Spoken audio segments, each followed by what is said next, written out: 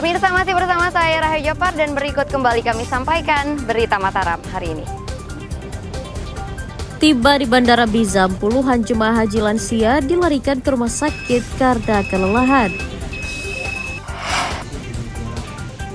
Santriwati yang diduga dianiaya rekannya di Mataram meninggal dunia. Polisi diminta usut penyebab kematiannya. MXGP digelar, okupansi hotel di Senggigi, Lombok Barat meningkat.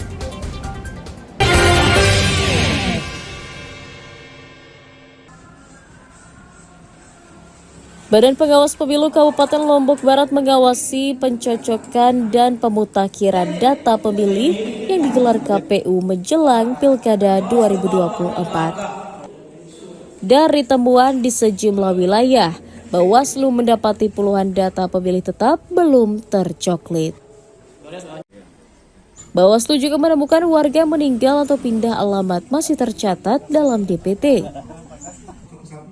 Hal itu diduga karena petugas kurang menguasai metode pencoklitan termasuk mengoperasikan aplikasinya.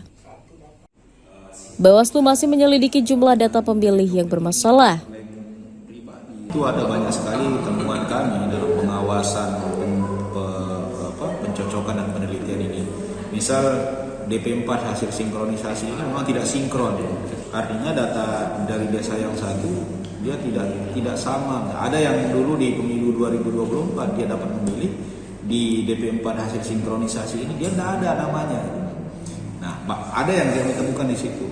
Terus kemudian di wilayah Labu Api ada yang kami temukan data hasil sinkronisasi itu dari Bima. Dia kayaknya tukeran itu. Yang ini yang banyak kami temukan. Dari pantauan kami di desa Langsar ya, bahwa ada KTP yang tertukar antara ibu sama anaknya ya. Ada elemennya yang tertukar, itu nama sama tanggal lahirnya tertukar ya. Jadi kami arahkan ke Pantarinya berkoordinasi dengan PKD di desa Langsar. Nanti PKD-nya akan berkoordinasi dengan Panwascam Gunung Sari. Nanti kita tunggu saran perbaikan dari Panwascam Gunung Sari.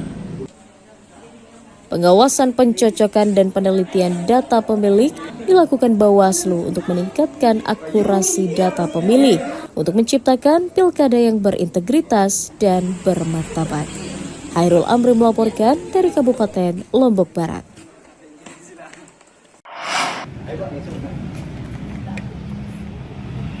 Komisi Pemilihan Umum Kabupaten Lombok Timur menggelar pencocokan penelitian data pemilih atau coklit menjelang pemilu kada.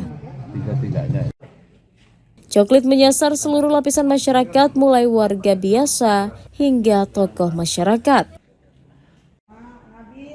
Pencoklitan dilakukan dengan mendata ulang warga ke rumah-rumah untuk mencocokkannya dengan data sebelumnya. Coklit juga dihajatkan untuk menjaring pemilih pemula atau baru yang sebelumnya belum terdata pada Pilpres dan Pileg. KPU mengerahkan 3.720 petugas untuk pencoklitan yang diagendakan digelar selama 1 bulan mulai 24 Juni hingga 24 Juli 2024. Ya, hari ini jadi teman-teman Pantalih yang sudah dilantik itu memiliki kewajiban ya untuk melakukan program coklit serentak secara nasional minimal 5 kakak setiap Pantalih, dan yang disasar adalah tokoh-tokoh yang ada di daerah masing-masing. Ini saya didatangi oleh petugas KPU, ada KPU provinsi, kabupaten, bahkan lingkungan yang hadir, dari TPS juga yang hadir untuk mencocokkan data saya dengan data yang terakhir yang akan digunakan pada pilkada pada tanggal 27 November 2024. Jadi tadi kita menyerahkan KK, menyerahkan KTP, dan dicek kembali gitu, untuk dicocokkan data-datanya. KPU juga berharap warga berperan aktif melaporkan diri jika belum tercoklit oleh petugas, agar seluruh warga bisa menyalurkan suara pada kontestasi pilkada bulan November nanti. Mutadun melaporkan dari Kabupaten Lombok Timur.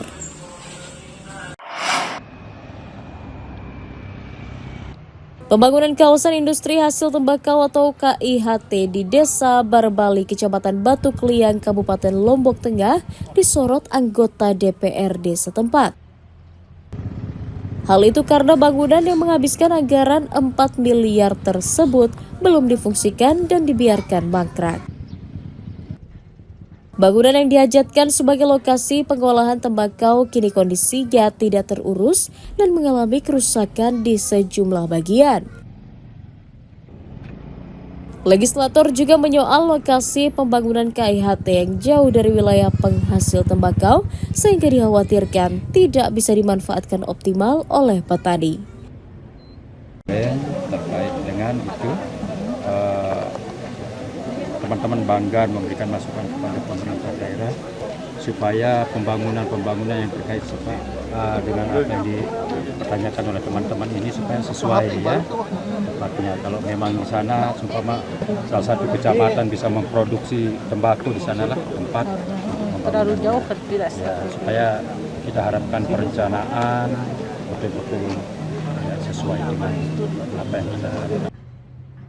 Legislator meminta pemerintah daerah segera membuka dan mengoptimalkan penggunaan bangunan KIHT untuk peningkatan ekonomi warga.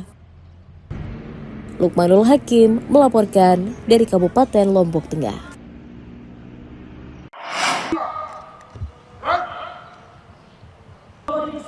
Ribuan anggota polisi dan TNI dikerahkan untuk menyukseskan gelaran Motocross Grand Prix atau MXGP 2024 yang digelar di lapangan X Bandara Selaparang akhir pekan ini. Tak kurang dari 3.500 anggota disebar untuk mengamankan jalannya kejuaraan serta menertibkan lalu lintas di sekitar lokasi acara.